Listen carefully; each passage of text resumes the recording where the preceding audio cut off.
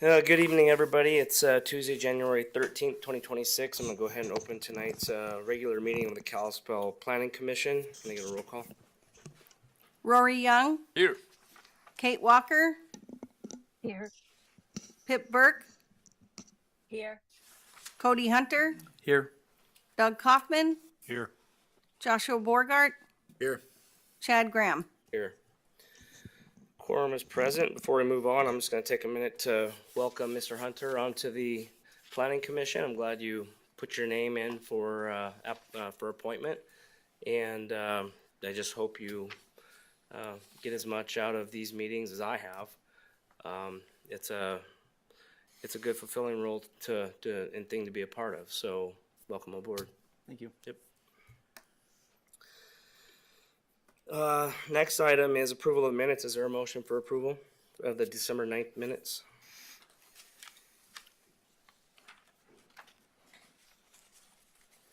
I move that we accept the minutes for the December 9th meeting as published. Second. Motion seconded. Any discussion on the motion? Seeing none, all in favor signify by stating aye. Aye. Aye. Aye. Any opposed? Motion carries. So now I'm going to move into the public portion of our meeting. This is not the public hearing, but this would be a matter of where any general public comment, if you have any, please step to the mic, state your name and address.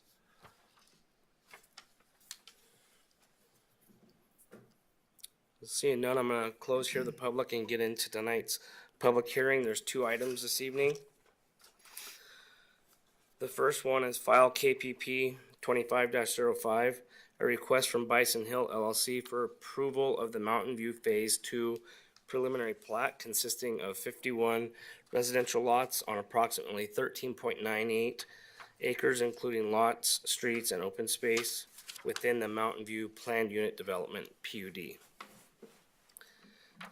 The second item, this will be a little lengthy. The second item is the Kalispell Land Use Plan, Planet 2045. In the 2023 legislative session, the Montana legislature passed Senate Bill 382, which created the new Montana Land Use Planning Act. Under the act, for cities such as Kalispell, the current growth policy, subdivision regulations, and zoning regulation are largely replaced with the new land use planning paradigm. The concept is that a land use plan is established with extensive public input. The plan then becomes a guiding document for land use decisions, many of which, such as subdivisions, become administrative rather than conducted through a public hearing process. The opportunity for the public to be engaged comes generally with the process establishing the plan and regulations, not with the review of the on-site specific project. The land use plan identifies issues, goals, policies, and recommendations, along with supporting information relating to a broad range of land use issues such as housing, local services and facilities, economic development, natural resources, and the environment. It also includes a land use map identifying the type of zoning and development anticipated in the area, as well as an implementation plan relating to items such as zoning and subdivision updates, housing strategies, infrastructure, and capital improvements. After a series of work sessions with the Planning Commission over the last year, meetings with stakeholder groups, and public outreach events, the Commission is holding this formal public hearing to take comment on the plan. The Commission's recommendation will then be forwarded to the City Council for its consideration. Item number one. Good evening and thank you, Planning Commission. Donnie McBath, Planner 2. The item before the Planning Commission is a request for a major preliminary plat approval for Mountain View Phase 2, application KPP 25-05. It is important to frame this request clearly at the outset. This is not a new development proposal and is not a reconsideration of density, land use, or a neighborhood character. Those determinations were previously made when the Mountain View Planned Unit Development was approved by City Council under Ordinance Number 1862. What is before the commission tonight is the implementation of the prior approval.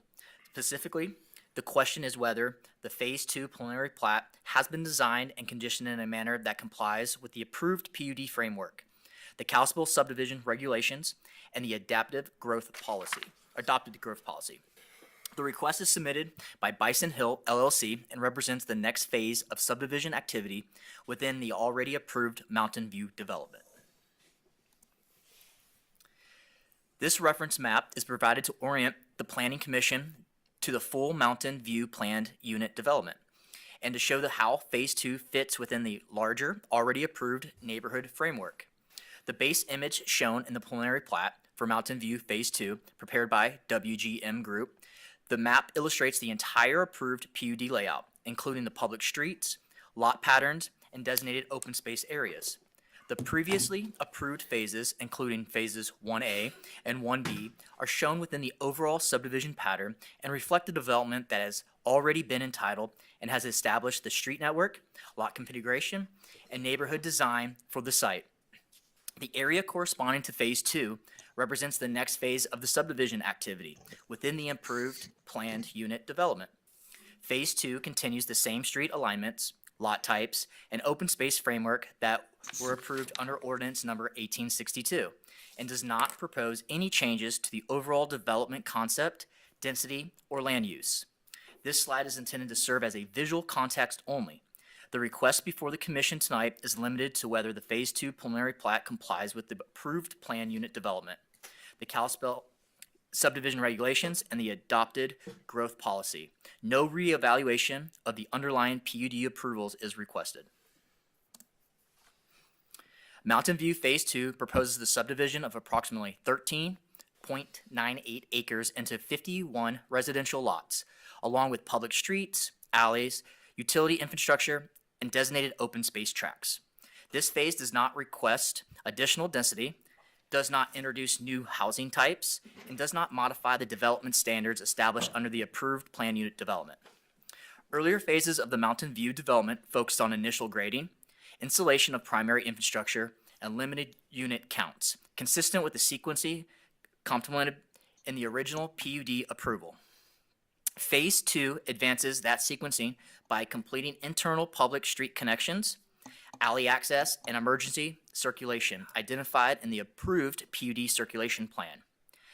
This allows the subdivision to function as a continuous and fully connected neighborhood, rather than a series of disconnected or interim phases. No deviations from the approved PUD framework are requested with this phase, and the subdivision relies on infrastructure approvals already granted under prior phases. The subject property is located west of US Highway 93 alternate bypass and north of Foys Lake Road within the south half of Section 13, Township 28 North, Range 22 West, PMM, Flathead County, Montana.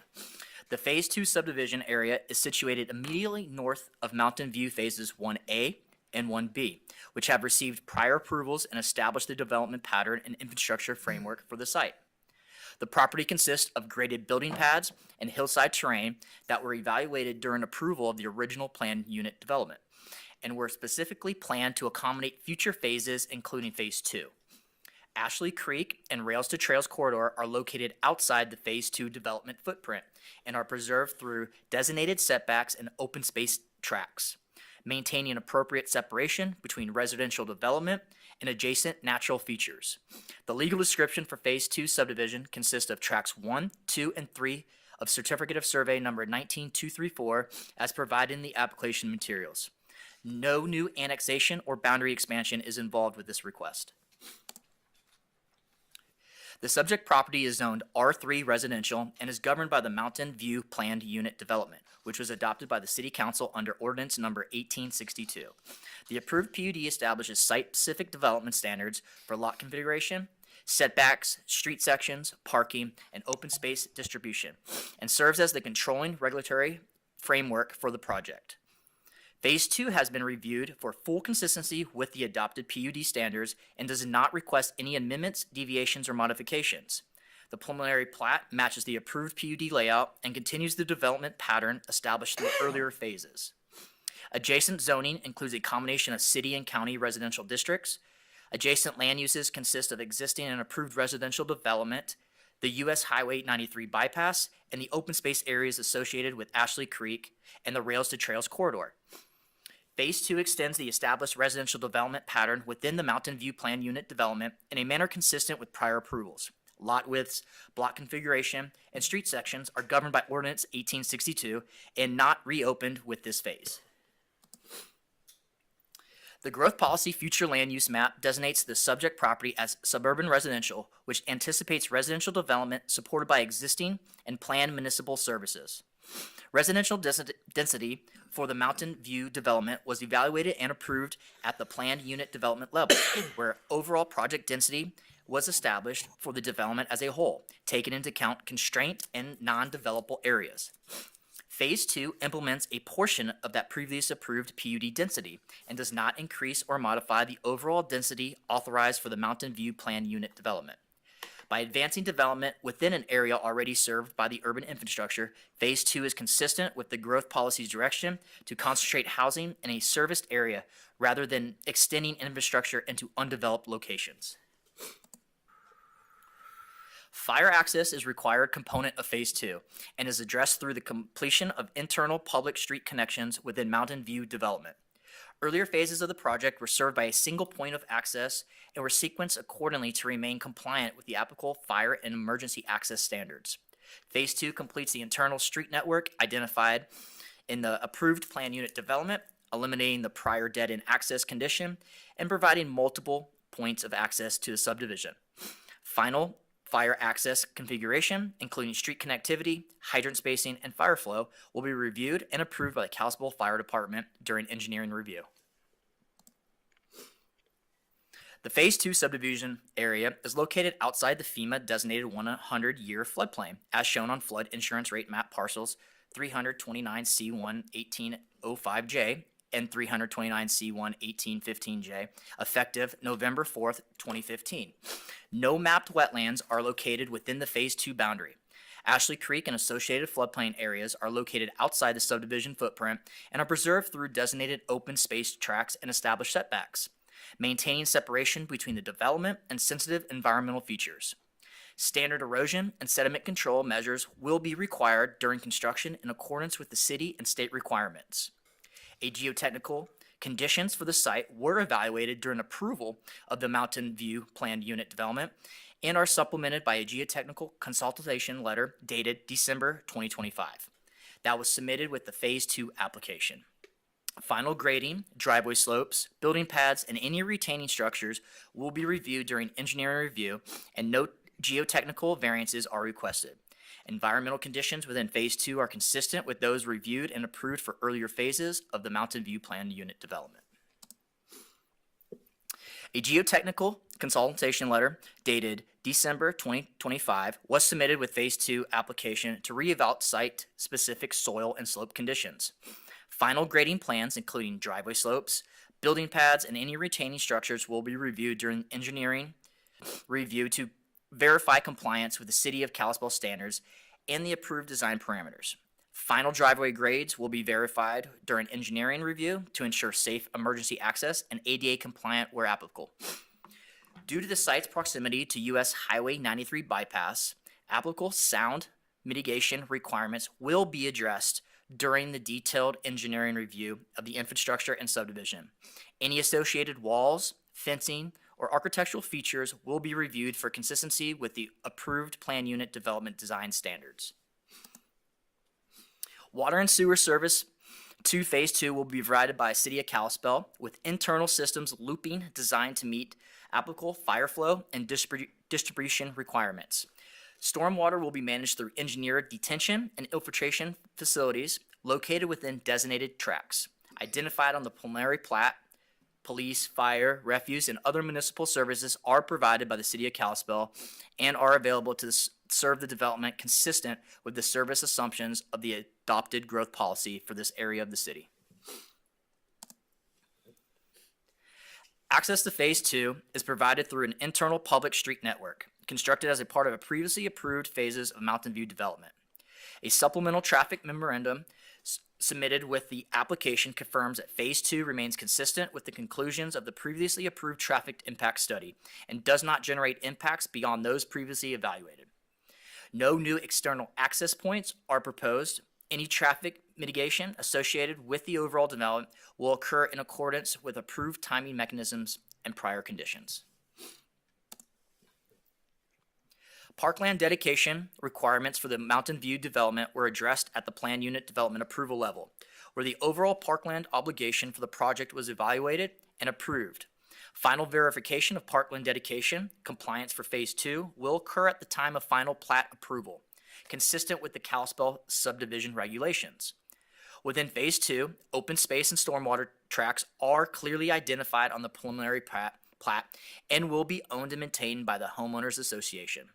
Required maintenance responsibilities, including any applicable waivers of maintenance districts, will be documented on the final plat and reflected in the HOA governing documents. The open space layout shown on the preliminary plat is consistent with the approved plan unit development framework and is designed to accommodate neighborhood connectivity, grading transitions, and stormwater infrastructure, while maintaining separation from developable residential lots. No changes to the approved parkland framework are proposed with Phase 2, and the subdivision continues to implement the open space system approved under ordinance number 1862. The recommended conditions of approval address standard subdivision requirements, including installation of public infrastructure, stormwater management, grading, and coordination with reviewing agencies. All applicable conditions and the recommended conditions of approval address standard subdivision requirements, including installation of public infrastructure, stormwater management, grading, fire, access, and coordination with reviewing agencies.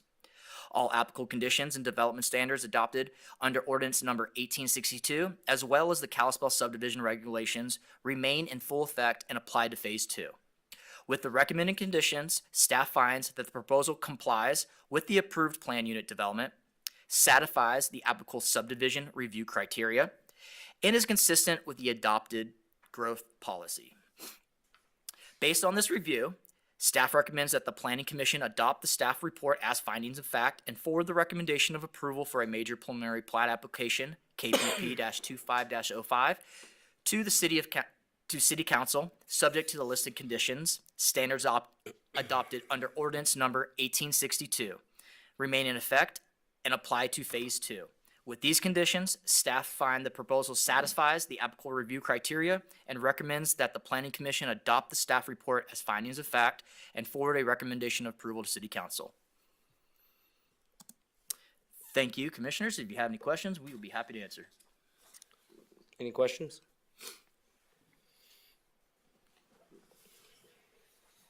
I'm gonna go ahead and open this up for public comment.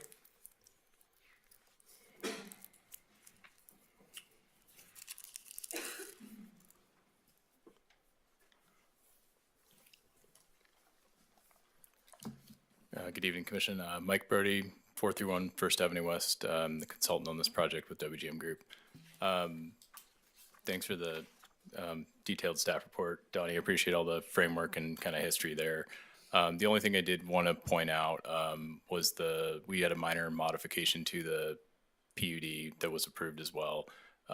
In that, if you looked at the street network in there, we had these short segments of public roads. And as we started looking at this section there, we weren't able to make those roads work and actually function for access just based on public works requirements and just overall the way we want to have those intersections grayed out. So we dropped the access point there. So we'll have the lower, or I guess northern access to the like road F to the south alley, but we'll drop it between road H and the south alley with an open space gap there. And that was just not feasible to do from a design standpoint based on topography. But we did talk through that with site review, and it was deemed an acceptable amendment. And I guess I just want to point that out. But if there are any other questions or anything I can provide clarity on, please let me know. Thank you. Thank you.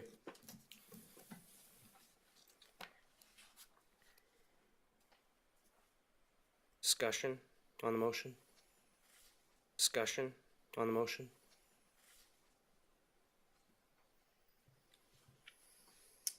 Good to see it moving forward. Get a roll call? Pitt Burke, Aye. Joshua Borgart, Aye. Doug Kaufman, Yes. Cody Hunter, Aye. Kate Walker, Yes. Rory Young, Aye. Chad Graham.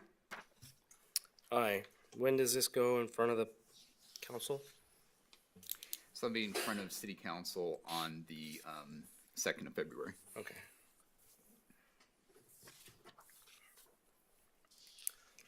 Okay, on to item number 2. Okay, item number 2, Montana Land Use Planning Act. The city currently has a growth policy. It's the City of Kalispell Growth Policy Planet 2035. It was adopted by the City Council in 2017. The growth policy reflected state statutes in existence prior to 2023. As a policy document, it is not a regulation itself.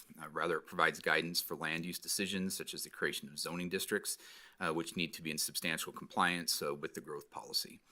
Leading up to the 2023 legislative session, the governor established a housing task force in response to the acute availability and affordability of housing issues throughout the state.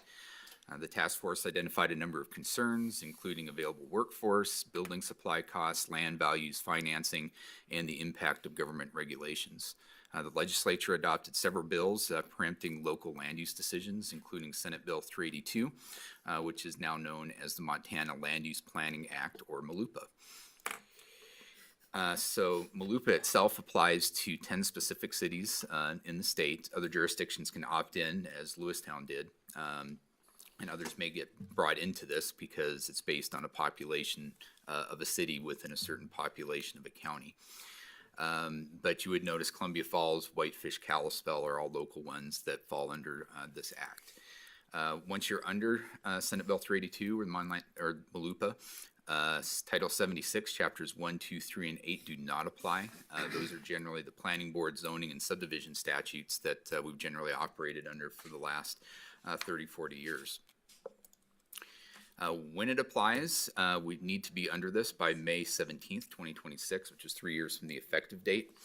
That's the land use plan, zoning, and subdivision regulations. Within MLUPA itself, the first section addresses creation of a planning commission, very similar to what the planning board was previously, responsible for all the recommendations on land use decisions, including the land use plan, future land use plan map, zoning regulations, subdivision regulations, but importantly, not subdivisions themselves when you're looking at site-specific review. And then any other land use planning documents that may be allocated to them by the city council.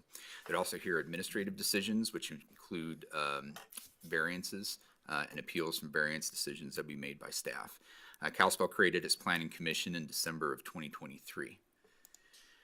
Second part of MLUPA calls out the creation of a public participation plan. Basically, this is a public outreach plan that be used throughout the process, identifies how city would communicate with the public, dissemination of documents, how they're available, public meetings, and so forth. Kalispell adopted its participation plan in April of 2024. The land use plan itself has several parts calling out existing conditions, future estimates, and anticipated needs for housing, projecting that out for 20 years in terms of population and number of housing units, looking at local services and facilities, police, fire, water, sewer, solid waste, transportation, and so forth, economic development, natural resources, environment, and hazards. And similar to the growth policy, it's important to recognize this is a policy document, not a regulatory document itself. Next section is a future land use map, taking the city and kind of allocating the preferred anticipated pattern and intensities of development, allocating typically, say, our suburban residential zone, urban residential zone, commercial zones, and so forth, that the actual zoning designations would flow from. There's an implementation plan within that, coordinating our current regulations with the land use plan and map, schedules for capital improvement projects that generally flow from the facilities plans that Public Works puts together, and schedule for updating the plan of extension of services and how we would monitor and evaluate progress as we move forward under the plan. Zoning regulations are addressed under MALUPA as well. Gives cities authority to regulate uses, densities, number of different things, setbacks and so forth as far as property development goes. It's also important under this that there's 14 housing strategies that are called out in the statute, and city needs to adopt 5 of those, and I'll touch on those in a little more detail later on. And then finally, subdivision regulations, authority to adopt regulations relating to grading, design of lot streets, provision of services, and so forth. And again, as I mentioned, there's a new process that comes along with that in terms of public hearings or lack thereof. Some of that subject still to pending litigation at the state Supreme Court level. So we'll see how that plays out in the end. But it is important to recognize that the typical public hearings, like you have seen with the Mountain View Phase 2, would be anticipated to be done administratively rather than through a public hearing process. Community outreach has been an important part of developing this plan. Community outreach took several forms throughout the process. The first major outreach event that we had was the 2024 Northwest Montana Fair, where the Development Services Department has an annual booth, which we also did in 2025. Beginning in the fall of 24, the Planning Commission began a series of 16 public work sessions, generally occurring each month, and each of which include a published public notice. Those work sessions included presentations from Kalispell Public Works on city infrastructure, Kalispell Police and Fire on emergency services, Kalispell Parks, as well as a representative from the Department of Revenue regarding property taxation. Other work sessions included reviewing draft chapters and discussing priorities relating to the housing strategies required under MALUPA. Also beginning in the fall of 24, staff met with about 40 stakeholder groups. Those groups included large presentations to Leadership Flathead, Chamber of Commerce, and Rotary, as well as a number of smaller groups. City boards were included, such as the Parking Commission, Urban Renewal Agency, as well as community groups, including the Northwest Montana Land Trust, West Valley Naturalists, Forward Montana Flathead Building Association. Other county and state agencies were included, such as Fish and Wildlife, Job Service, the School and Fire Districts, Flathead County Planning, Flathead County Roads, Mountain Climber, and the landfill. Meetings were also held with private service providers such as Logan Health and Flathead Electric, as well as nonprofits such as the Samaritan House and the Warming Center. A major effort for community outreach occurred through a state grant, which funded a contract with Logan Simpson, which is a consultant involved with land use planning. They constructed a website, engagekalispell.com, and helped coordinate a series of pop-up events and open houses in March and July of 25. The website created a platform for the city to disseminate information and for the public to submit comments and participate in the survey. The survey incorporated earlier responses in a written survey forum used at the fair and other events. This website was in addition to the regular city website, which provided an additional connection. The in-person events in March and July 25 included events at diverse locations such as breakfast at Sykes, evening events at Vias Brewing, mornings at Coffee Traders and Black Rifle Coffee, lunchtimes at FECC Commons and Senior Center, concert at Picnic in the Park, at Depot Park, the library, set up a pop-up along the Parkline Trail, and open houses at the Depot Building and City Hall. The city sent out nearly 20 social media posts on Instagram and Facebook to help promote these events and encourage participation in the development of the plan. Additionally, staff had a booth at 2 Thursday Fest events in the summer of 25. This just kind of summarizes some of the comments we received. We got a lot of input on some of the different housing strategies we were looking at, community ideas for reducing traffic, converting existing buildings, looking at the different aspects of the community that the city felt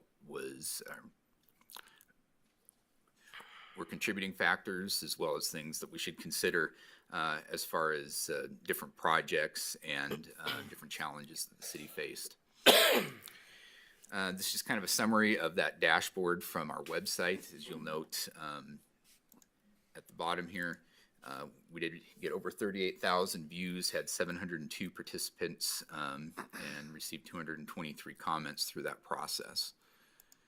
Part of that was a questionnaire. Again, that built off of our earlier written questionnaire, had 212 participants and total of 962 responses through that. Local media also provided a means for communicating with the public. At least 25 news reports, both in print in the Daily Interlake, the Flathead Beacon, and through television interviews on ABC and KPAX, discussed the land use plan, outreach events, and ways to get involved. In addition, staff participated in radio interviews on KGZ and was interviewed on a local podcast called Heart of the Flathead, which was published this fall. There were a number of written comments that were submitted throughout the process, and we included those in the packet for the commission. In the land use plan itself,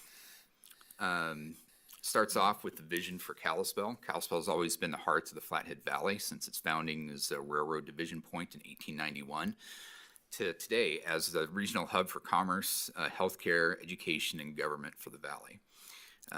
The vision we've crafted with our community reflects a strong, diverse economy, housing options for all residents, parks and connected greenways across our city, and infrastructure and services that keep pace with growth. Basically, growth shouldn't change who we are. It should strengthen what makes Kalispell special. Chapter 1, just to summarize each one of these chapters, looked at existing conditions and population projections. This chapter looked at those existing population numbers and based estimates for future population growth to create a baseline for project and projected needs. Today, Kalispell is home to more than 33,000 residents, which is a 40% increase since 2010. We're also a regional service center, so our daily population often exceeds 65 to 70,000 people in peak seasons because workers and visitors rely on our services, retail, and healthcare. Growth is visible everywhere. Subdivisions on the outer edges of town, infill downtown, major healthcare and commercial investment, all signaling that Kalispell is a dynamic and evolving community. Growth brings opportunities, but also responsibilities. By 2045, we would anticipate 23,000 or more new residents. This translates to 9,500 to 10,000 new housing units. That level of growth requires expanded infrastructure, expanded fire, police, parks, and schools, and enough development capacity in the right locations. Planet 2045 helps ensure that we are prepared. Chapter 2 is community growth and design. This chapter outlines recent planning history for the city and analyzes the breakdown of existing land use and zoning within the planning area. It also contains a list of issues, goals, policies, and recommendations relating to growth in general, which is a format used throughout the plan. Growth must be strategic, not scattered. This plan focuses development inside the annexation boundary, where water and sewer services can be efficiently extended, and along corridors and centers that support transit and walkability, and also protect sensitive open spaces and rural edges. Basically, the plan sets a compact, efficient urban form that reduces sprawl and protects the valley's natural landscape. Quality growth is not just where we build, but how we build, and policies emphasize a walkable, multimodal neighborhood. Corridor beautification design standards, downtown is a thriving economic heart, housing choices for a range of incomes and lifestyles. These principles help ensure that as Kalispell expands, neighborhood character improves, not declines. Chapter 3 relates to housing. The housing chapter contains information on the existing housing stock, including the number and age of residential units, as well as affordability. By using the anticipated growth, it projects that between 9,500 and 10,000 new housing units would be required by 2045 to house Kalispell's residents, which would be about 475 to 500 on average per year. It also reviews the existing vacant lands, zoning and land use designations to show that additional housing units can be supported by those existing designations. Without continued progress in housing, housing will tend to become more exclusive, pushing workers and longtime residents out of the community. Solving housing requires multiple solutions working together. It means more housing types, including townhomes, small lot homes, accessory units, and multifamily. as well as infill where infrastructure already exists, partnerships that unlock workforce housing, reinvestment in aging neighborhoods and existing housing stock. It's about expanding choice and ensuring housing is attainable for everyone in our community. This just kind of summarizes some of the housing options that I mentioned earlier. Basically stepping through the different housing strategies real quickly, allowing a duplex wherever a single family residence is allowed, which is a plan that was included in the plan. Allowing higher density housing near public transit, places of employment, or the college. That's another plan strategy that was included within the land use plan. Allowing a second home on any property where a single family residence is allowed, which is another one that was included. Allowing for 3 and 4 unit apartments whenever a single family residence is allowed. This was not included. Allowing apartments as a permitted use in office and commercial zones was included. Allowing for tiny houses as defined in the building code was included. A single room occupancy was included. Allowing apartments with 5 or more units anywhere that 3 or 4 units are allowed was not included. Reducing required off-street parking to no more than 1 space per home or unit was originally something that we didn't receive a lot of positive community input on, but was included within the plan because of a state statute which basically requires us to do this in any case. So it was something that was included in the final draft. Reducing aesthetic and related standards for apartment buildings was not included. Neither was reducing impact fees or increasing building heights, as well as reducing setbacks. But reducing minimum lot sizes by at least 25% was one of the housing strategies. Chapter 4 was local services and facilities. A core element of MLUPA is to recognize that growth will likely happen and show that how that growth will be managed and supported by local services and infrastructure. This chapter addresses emergency services such as police, fire, and ambulance service, along with utility services such as water, sanitary, sewer, stormwater, and solid waste. It also looks at the transportation system and city parks. Additionally, while not provided by the city, healthcare and education are important services that support growth in the community. The city's facilities plans are incorporated by reference through this chapter. Chapter 5 is economic development. In conjunction with the information in Chapter 2 relating to existing land use and zoning, this chapter addresses issues, goals, policies, and recommendations related to commercial and economic development.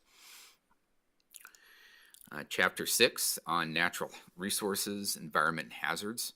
Growth must be balanced with the protection of the valley's natural environment, our water resources, wildlife corridors, scenic values, and recreation access.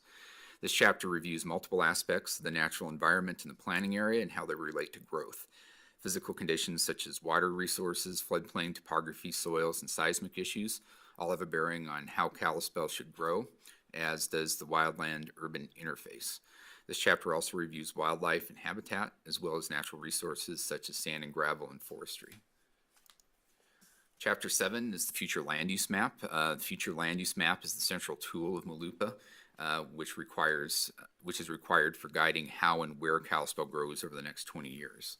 It reflects the anticipated and preferred pattern and intensities of development based on our population projections, economic growth, and local service needs.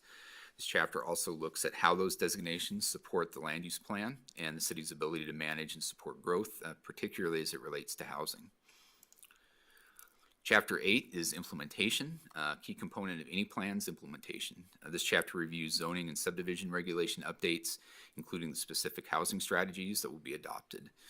Additionally, a housing study to provide more detail is recommended, and funding would be provided through a grant which is pending. It also discusses capital improvement facility plans, which are incorporated into the land use plan, potential updates of the extension of services plan, and how to update the plan when necessary or appropriate. Chapter 9 incorporates neighborhood area and issue plans.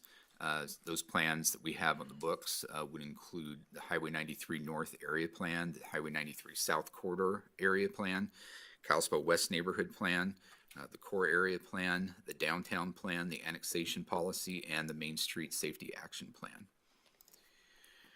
With that, staff would recommend that the Kalispell City Planning Commission adopt the Kalispell Land Use Plan Planet 2045 staff report as findings of fact and recommend to the Kalispell City Council the Kalispell Land Use Plan Planet 2045 be adopted as presented, and be happy to answer any questions.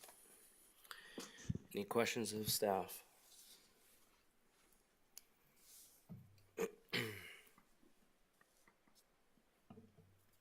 I think question I would have, and I might have asked this during the work sessions, but I can't remember. But as it pertains to conditional use permits and with the city, with them being, you know, at the grace of the council, that's also in state law. So if conditional use permits are going to be going through the administrative process, are they then deemed to be by the grace of the council? Well, I Did think they take that the out? nuance is that they're still discretionary, but that decision is made by staff and then can get appealed up through that. So it's very similar to subdivisions and site-specific development, which would include both subdivisions and conditional use permits, specifically go through that administrative process rather than the public process and going to to the planning commission and city council.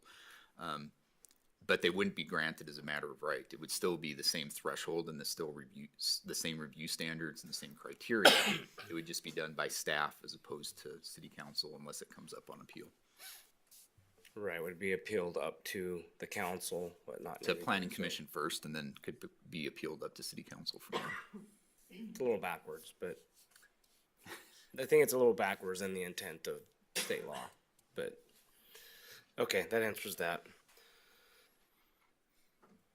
Any other questions?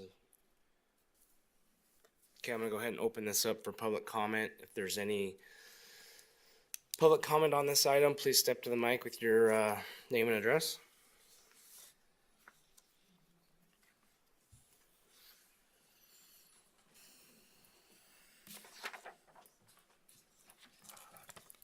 Commissioners. My name is Keisa Davison. I'm a Kalispell resident on 312 6th Avenue East. I'm also a business owner, property owner. I'm a local builder, but the most important lens that I've read through the, albeit extensive, draft plan, the lens that I really was looking through was that of a resident. What do we want for our community here? My hat's off to you all for taking the time that you have over the course of the last several months in reviewing all those sections of the plan. So I know you've put a lot of time and effort into that. A few items that, again, through that lens of a resident, I want to just highlight.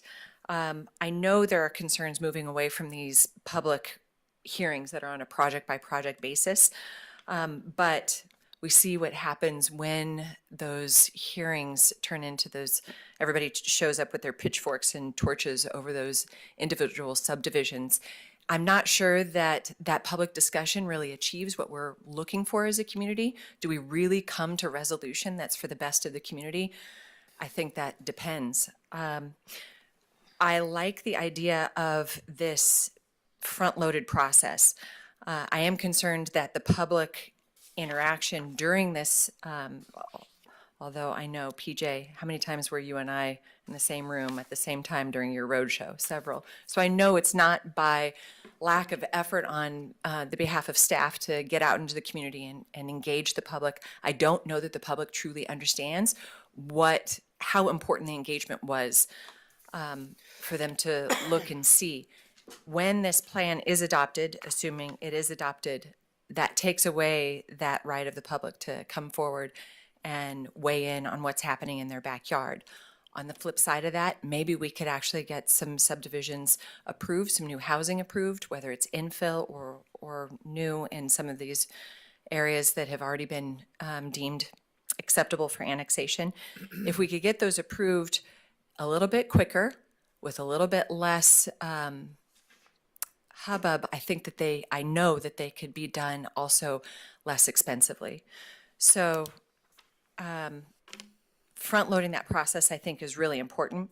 The second point that I want to bring up, and this is really through my lens as a builder. Right now, a lot of the expense that we face in the field really comes from staff being forced to interpret some of these vague standards that have been on the books for some time. And I know we've had several discussions about these over the years. So my goal in this would be for us to work collectively to make sure that our standards are concrete. Did you see what I did there? That was for you, Keith. Real concrete standards so that we know as builders and developers know what the checklist is. We'll come in, we check the boxes, we move on. Again, the faster we can get to the finish line, the less expensive each one of those units is.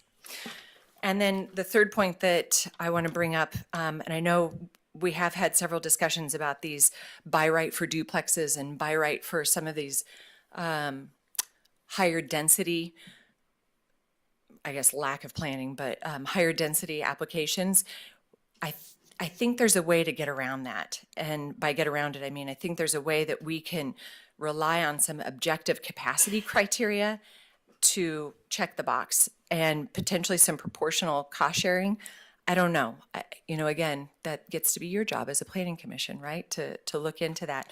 But I do know that front loading this process and putting all of this effort into planning for our community up front is what we need more of, and less of a reactionary project by project decision-making process. So again, thank you for your work. Thank you for the time that you spend thinking about all of this. Thank you, Ms. Davison.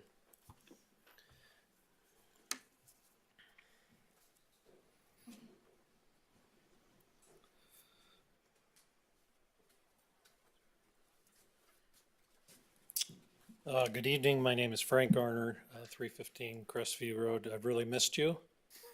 And having had an opportunity to be before you over the last couple of years has been a learning experience for me.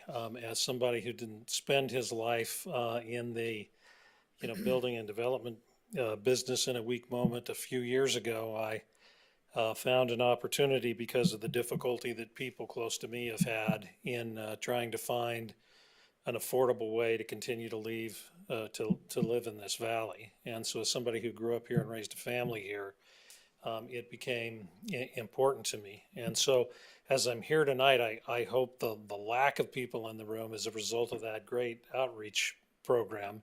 But I fear it's more like the budget meetings that I've been part of over the years. You know how important they are and impactful they are. And, you could spend a lot of time swinging a stick in here and not hit anybody. And it concerns me because of what I see as how important and impactful this SB 32, the requirements that come from it are. So I have just a few things that I've learned over the last couple of years that I think are important, and I think first is the predictability. Just being able to walk in, know what the standards are, what the requirements are. From everything from how we budget to the finance that we get for projects to how long it takes us to get it to market. The predictability is one of the highest, the biggest issues that we deal with and most impactful. And I'll use parks as an example, right? One of the things I found is that there are a lot of those standards that are hard to put your finger on until you're leaning over the top of a map after you've gone through the process. And, while we've had, good feedback from staff, it is still a difficult thing to plan for. And in addition to that, I think efficiency, just how can we collaborate with those other agencies? There are a number of other, as we walk through this process, agencies that are involved where are the efficiencies that we can find in that. Getting the work done and shortening the timeline, helping things, to get to market faster, not skipping the process, but being as efficient as we can, which kind of leads me to my third one, and that's affordability, right? I think the impact of your work here on this important issue is going to have an impact one way or another on affordability. And, all those efficiency and predictability issues are going to be highly impactful in the end result. And, somebody who paid some time ago, about $70,000 for his first house here in Kalispell, it is not lost on me, and I know not lost on you, how significant the change in the market has been. And the last is, I would say, accessibility, and as much to the process. I'll say from a staff standpoint, I have never not gotten a timely phone call or message back from staff. And if I was them, there are a few times I think I would have taken my time getting back to me. But the process as well, the timeliness of the process and the accessibility, not just to staff and, those information and guidelines, things that I mentioned, but to the process, is a big deal because when we get done here, there's a lot of work to be done. And I wanted a chance this time in my life, because I've been involved on the policy side, to be involved with the people swinging the hammers. And it's been over 2 years now, and we can't swing a hammer yet. And so, how all of these things work together to provide for housing while we still are making sure that we're doing it right are a big part, I think, of this process that you're going through. My hat is off to you. I know how, detailed and important this work is. I'm glad that my guess is we're both making the same thing for being here tonight. And, you're here, to serve your community and appreciate that. And just thought I'd give you some insight on the impacts I've seen over the last couple of years as somebody that's been, really new to the process. So thank you. Mr. Garner.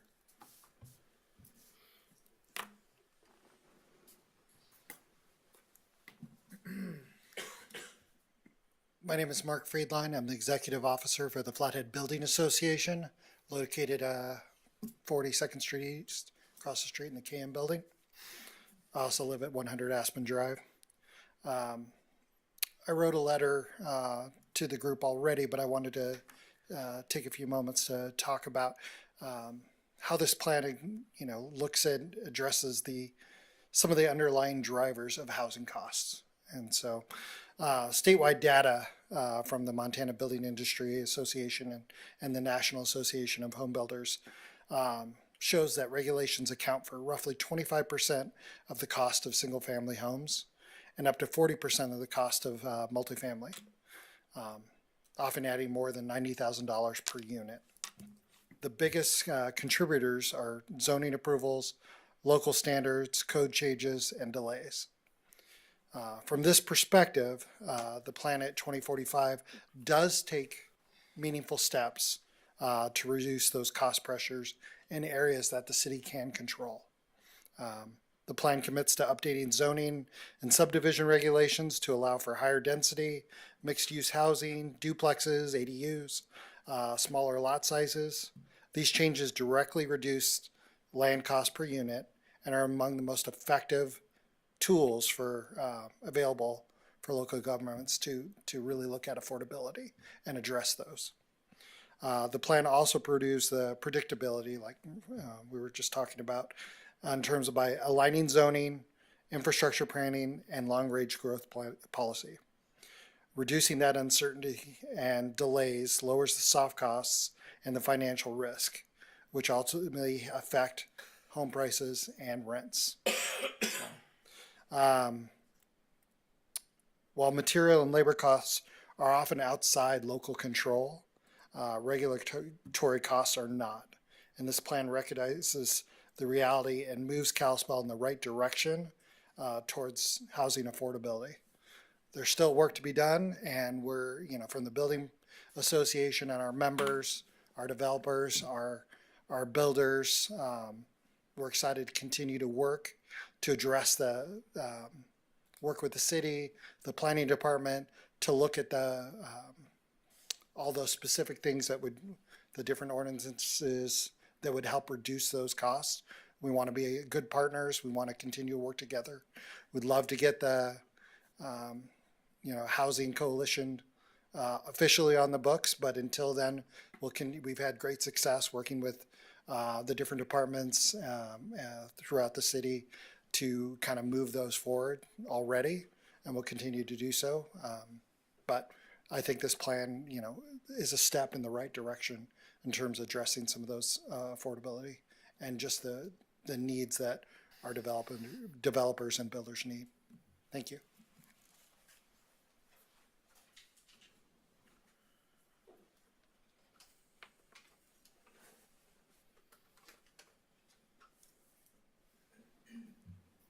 Further public comment? We have one person online. Okay. They want to give comment? Okay. Adam, can you hear us? Yes, I can. Go ahead. Hello, my name is Adam DeYoung. I'm here representing Climate Smart Glacier Country, which is a nonprofit organization that represents and works within the Flathead Valley. My address is 1025 Meadowlark Lane in Whitefish. I just wanted to take a moment. We also submitted a comment in writing to the committee, but I wanted to also give a public comment here. So first, I wanted to commend you for the draft that you've put together. The plan clearly acknowledges several pressing challenges facing Kalispell and the greater Flathead Valley that have the potential to significantly affect residents' quality of life and the community's small town character.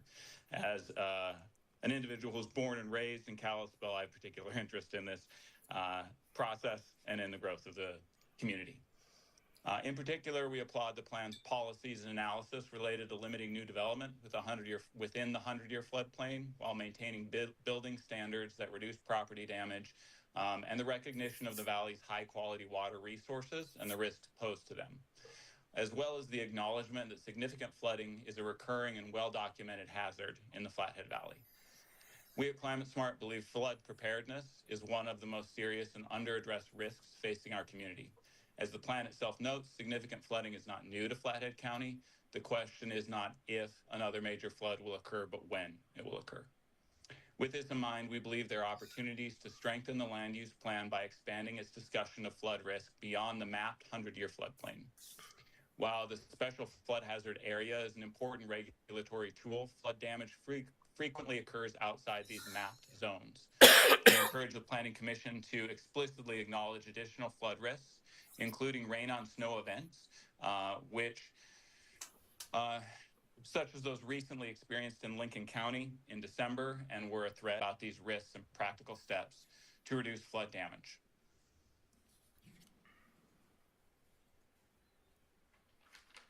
In particular, we believe there's an opportunity for the county through this plan to acknowledge the increased risk posed by flooding beyond the 100-year floodplain, and that would be a step in improving education and outreach for individuals, as seen in the 2022 Yellowstone flooding. One of the most significant impacts listed by residents who experienced the flood was trauma, and that they didn't know that this could happen in their community, and resulting from the flood after was changing their perception of where they lived and their concerns about the creek that flowed behind their house. We would also like to recommend that the city participate in FEMA's community rating system. The community rating system provides tangible benefits, including reduced flood insurance premiums, and improved public access to flood risk information. It does take some staff participation, but with your participation in the National Flood Insurance Program, it's estimated through FEMA and CRS that approximately 40 to 45 hours of additional staff time would only be required to register and provide the required reporting to participate in the community rating system. To summarize, appreciate everything that you've done with this plan. I think it's incredibly important for the city of Kalispell and surrounding county. And we're just asking that you recognize the risk of significant flooding events before it happens within our community, as it has in other communities around Montana and more often in other communities as well around the nation currently. Thank you for your time. Thank you, sir. Hi, Wendy Brown, 6th Avenue West.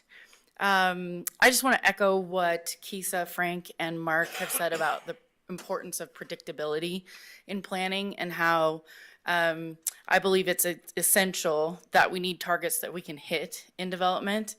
And so at every step that we can take to streamline the process and make it predictable and attainable, that's going to be the biggest way we move the needle in housing affordability. Those are my words and the words of a local developer.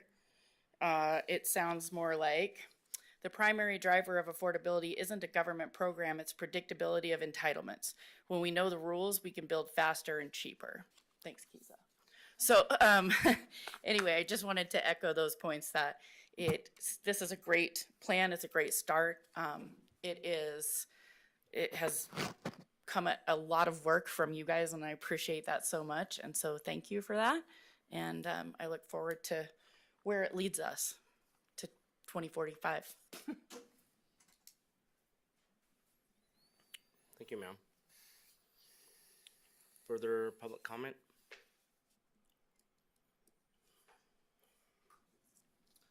Is there a motion from the commission?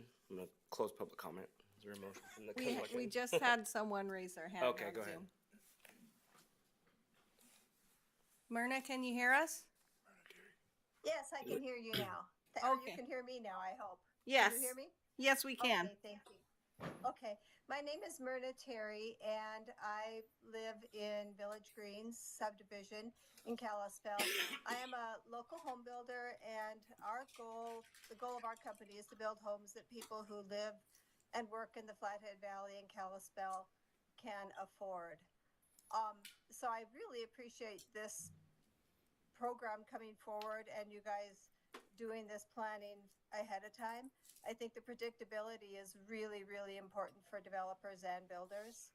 I also echo the comments of many of the other people that have spoken. Also want to just say that important things for housing affordability are making sure that things are predictable and that there isn't excess red tape that we don't know about, and anything that makes it more expensive for developers to develop land makes housing more expensive. So I appreciate the predictability in this. I appreciate the fact that you've paid attention to some of those issues and helping to make it easier. Thank you very much. Thank you, Ms. Terry. Any other public comment? Okay, I'm going to close public comment and look to the commission for a motion.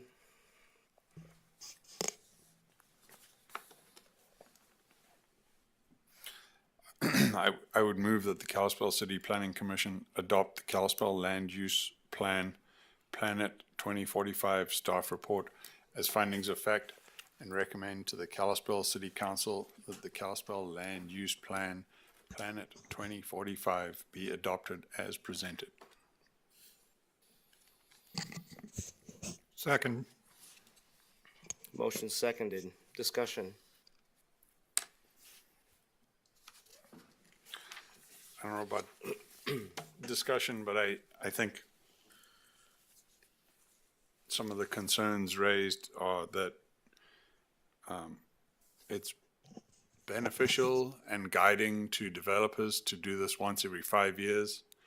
I think we're going to have some unfortunate cases of people coming and wondering why something's happening in their backyard. And I think staff have done a good job at outreach, but it's just one of those things that it's not the world's most exciting subject. Unless you're me. Oh, come on. Hey, it's what I do, so I enjoy it.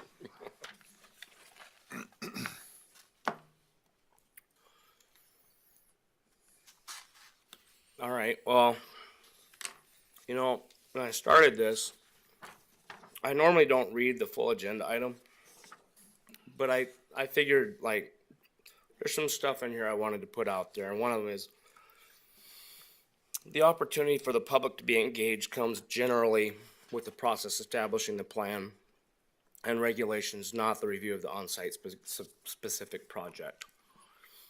And public comment hit the nail on the head. You look at this room, it should be packed. That's my concern with this. Because right now I'm wearing two hats. I'm wearing a, former council member hat and a planner hat, the planning, commissioner hat. I've been doing this for 16 years, on the council for 12 years. I know what's going to happen. It's just like the budget. And I do think there is a problem with front loading all the public comment, because those people that move here or just start paying attention in years 1, 2, 3, 4, find out, especially the people that end up moving here, find out that they don't have a voice in front of their council or planning board for the process. And so I think I wrote down some notes here from the public comment. Kalispell has been the most friendly process. It's a process, okay? I'm not gonna say it's friendly, but when it comes to getting an approval for a conditional use permit or a subdivision, when you compare that to our neighbors, we've been the most accommodating. And we have taken arrows in the back for a lot of these subdivisions. It's not easy sitting up here and taking that. But we know the importance of getting these units out there. Within the last 5-6 years, how many units have we approved? It's 5,000? Higher. Probably, as far as entitlements, probably about 7,000, about 1,500, 2,000 have been under construction. The general public, they're tired of it. And the thing is it more needs to be done, certainly.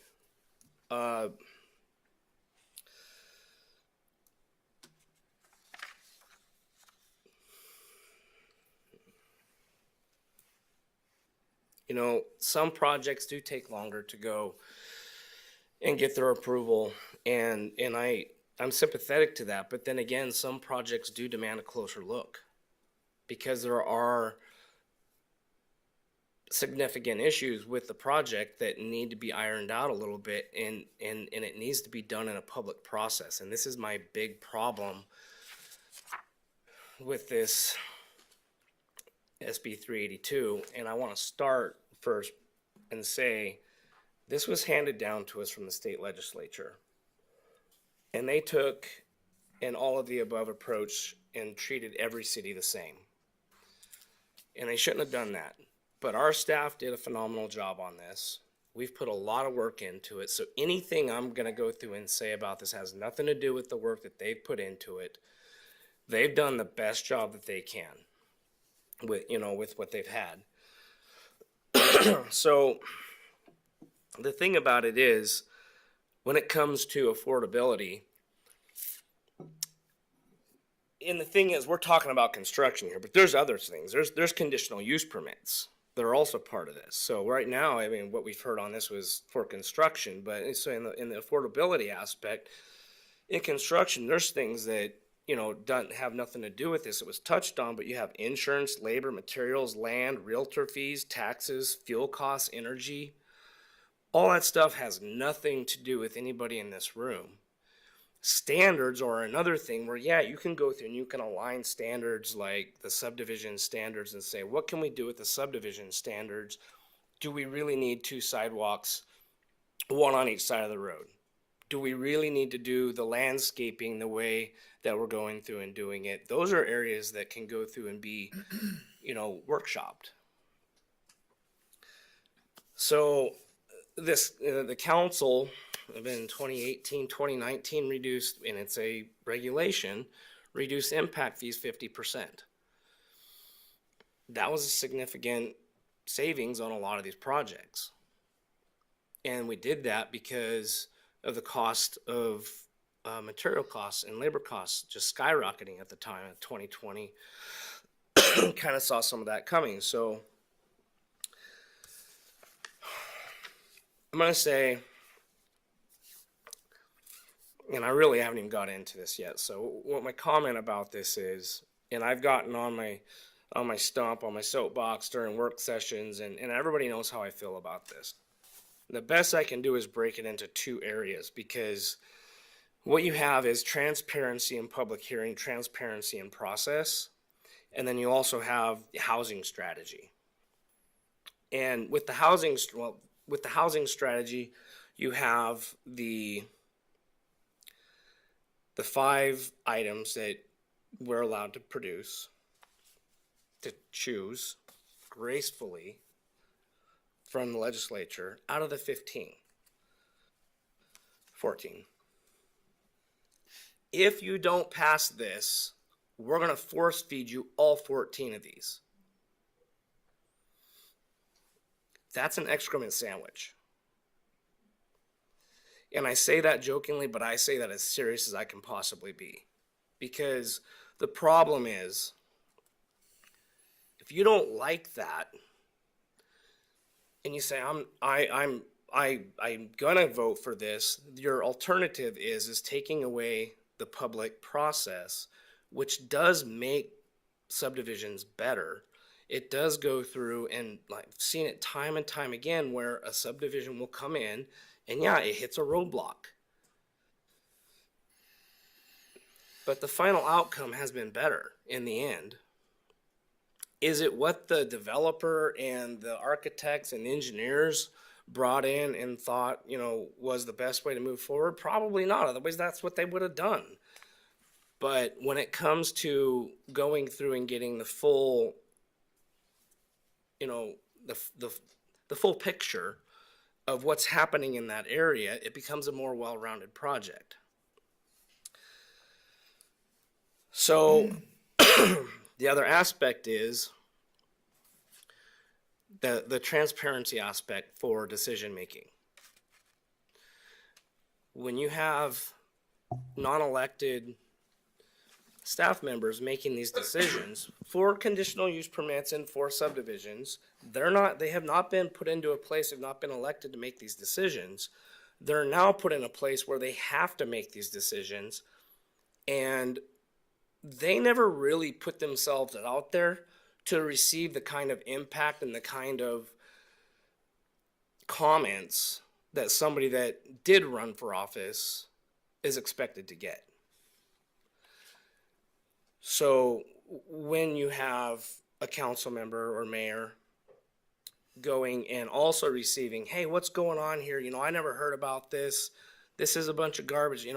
The comments that you receive on this stuff comes to somebody that was supposed to make the decision but never made the decision. Now they're going to staff and they're mad at staff saying, why did you do this? It's very disjointed. And you hear all the time about decisions being made in back rooms. I'm not for putting staff in that position.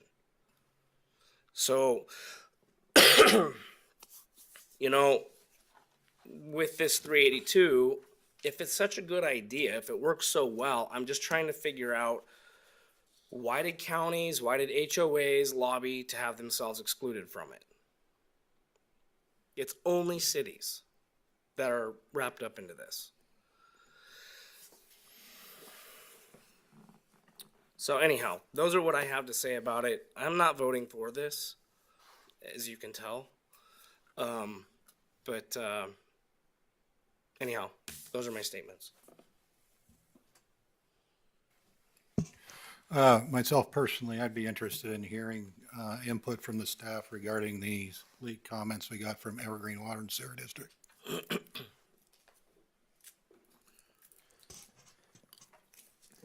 Yeah, thanks for the question. Actually came somewhat prepared for that. Did you want me to go through the comments one by one? Yeah, that'd be great. Thank you. So comment one was about the annexation boundary overlap. It's been the city's longstanding policy that we require annexation with municipal service. That ensures that we have equal treatment for developers and existing residents who benefit from city-managed infrastructure. They also made mention of how this might affect their bonding. Our experience with bonding, especially through the SRF program, is that you cannot use your future growth projections to secure your debt payments or your debt reserve. So it shouldn't really affect any bonding unless they've got a deal that we've never been able to get with SRF.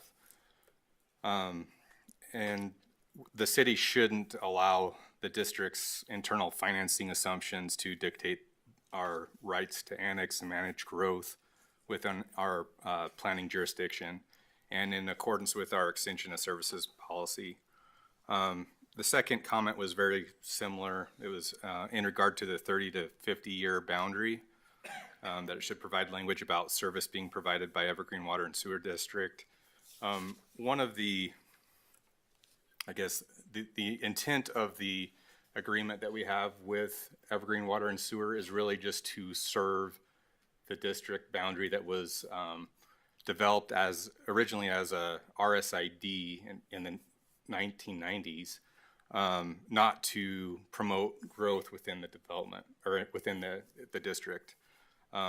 So this agreement isn't intended to serve, never has been intended to serve growth outside of that area. Comment 3 was about how we should encourage joint utility planning, as mentioned with Lakeside. And again, we're kind of in a different situation where we treat all of Evergreen Water and Sewer District's sewer effluent. And so our intent is really just to stay inside the confines of that current agreement. As recently as 2022, the City Council looked at potential amendments to their boundary and ended up tabling that. So there's really not, and that was with recommendation of staff as well, but there's really just not a reason that the council had to promote growth outside of the city when that requires city services. Comment 4 was a suggestion to add water quality to the environmental factors listed in the beginning of chapter 6. That wouldn't hurt. But as I went through it, I did a word search for water quality. We have 27 references to water quality within the document itself and several within chapter 6. So I don't think that's really an issue, but it could be done. And comment 5 was about all developments not being shown on one of the images, and that could easily be updated with recommendation from the commission. And comment 6 was about a map on page 183 that should be updated because it didn't show the boundary correctly and also referred to the RSID, which could easily be updated as well. Has no impact on the document itself. I think that covers it, unless there's anything else. Nope, that's it. Thank you. So regarding water quality, I think something I've run into in the city of Kalispell, and I think this kind of also reflects a recent project that we looked at here too on the commission, is that there aren't currently water quality zoning regulations in the city of Kalispell zoning code.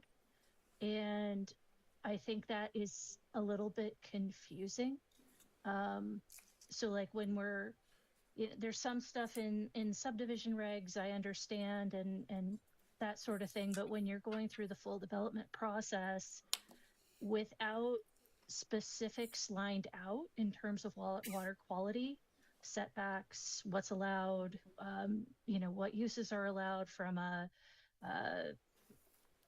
like a recreational scale or whatever, I think that tends to confuse people. I know it does me in the design field.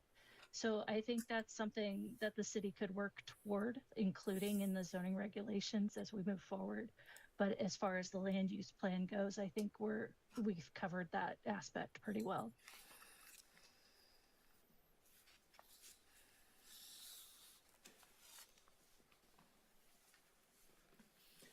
Any other discussion? I'd just like to point out something, because it's just about memory a little bit. How much did the city, do we know, and if we don't, that's okay, pay for the Engage Kalispell website experience? Our contract, so we got a $30,000 grant from Department of Commerce, and that's what we spent on that. Okay. And our match was in kind, so it was our contributions to that. So it actually didn't cost the city of Kalispell anything. Okay. The full $30,000 was covered by that grant. Okay. So just to be, I guess, clear, we spent $30,000 for, what was it, 212 engagements?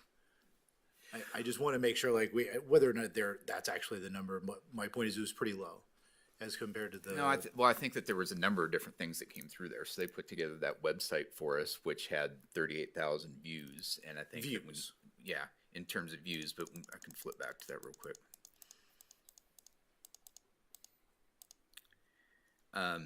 Participants. So this was here. This was the questionnaire. There was 212 participants then in the questionnaire portion of that. Sure.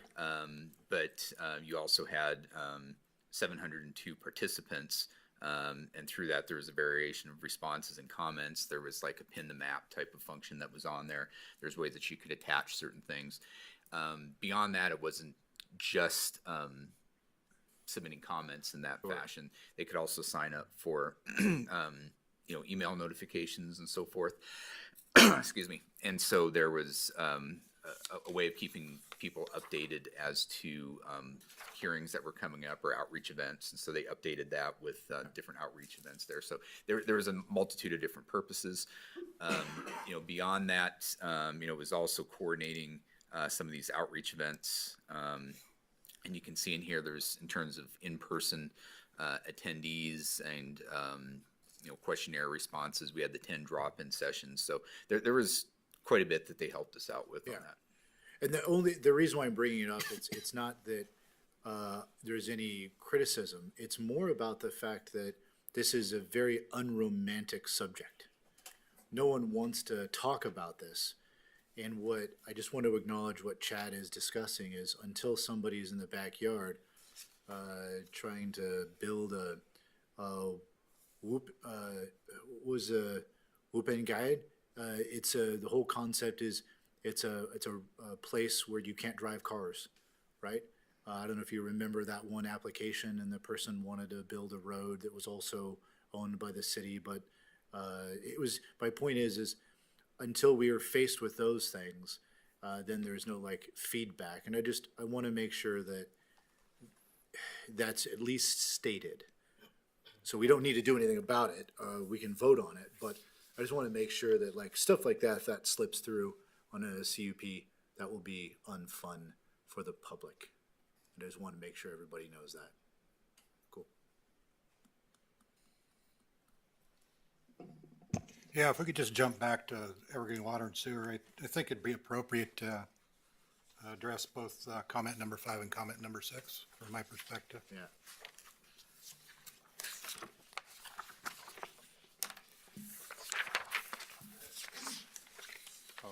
Yeah, that's the mapping updates. Yeah, we can update those.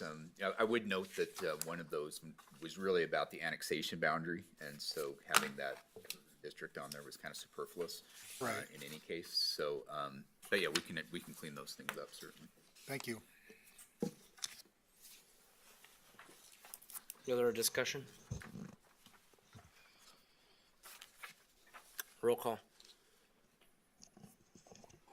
Rory Young, Aye.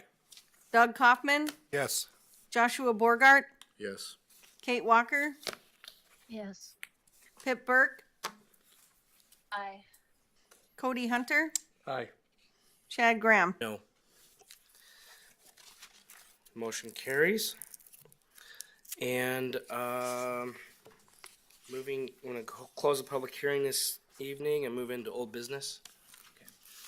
So in terms of old business, we had 3 conditional use permits that came through last month that went to council. There was an addition to Northwest Energy's facility on North Meridian, kind of an expansion of the casino area in Fat Boys, and then a new apartment complex on Village Loop.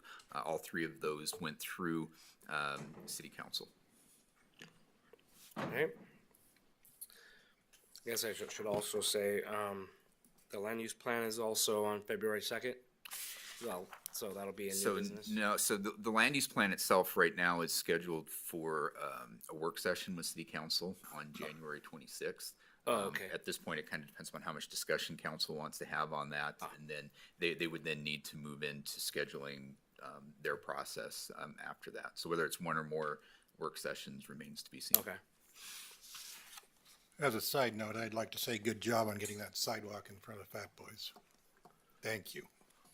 Been driving past that for probably 25 years. Just very irritating to see it just sitting there with sidewalks on both sides of it. Good job. New business? Okay, so next month, which would be February 10th, we've got 2 subdivisions and then some zoning updates. So Starling Phases 5 and 6, which is up right near Glacier High School, off of Stillwater Road. Similar to what we did with Mountain View Phase 2, there's a PUD for that, and this would be the next phases coming in. Bloomstone Apartments, which was originally Phases 5 and 6, they final platted that as a single parcel, but there was some financing that came up where they needed to subdivide that, so they're going to re-subdivide that lot. That's actually under construction with their first 2 buildings on that site, but they need to go back through the preliminary plat process to create those lot lines. And the third thing would be a kind of an offshoot of what we talked about tonight with the land use plan and doing the zoning updates. Again, just as a reminder, May of 26 is when we need to have all those regulations in place. So we've been also working on updating the zoning ordinance to incorporate the changes that are required under state law in terms of process, some of the recent bills that went through the legislative session in 25, and then incorporating in the housing strategies that were selected. And really, we were focused just on bringing our zoning ordinance into compliance with the Land Use Planning Act and not really taking it beyond that, but getting those things in place so we can be compliant by May. So what's the process for that? Are you gonna give us a draft on February 10th? Is it a work session review, or is it, here it is? No, approve it? We'll step through it as a regular public hearing, so come forth as a public hearing. But really, it's just incorporating essentially things that we've already talked about here. So, every place that says planning board is gonna be planning commission. Place that says growth policy would be land use plan. Incorporate those housing strategies. And then probably the most significant changes would be with the planning commission and conditional use permits and the process associated with that. So it's just getting things in line with what state law is requiring. So can we get a red line version so we can see what's changing? Yes. Yep. It'd be really similar to what we've done in the past when we've done some of the just general zoning ordinance updates that we have that have, not the full comprehensive one we did in 2008, but with some of the more recent ones that we've done where we've tried to hit certain points to update it to get in line with state law or whatever, and this would be similar to that.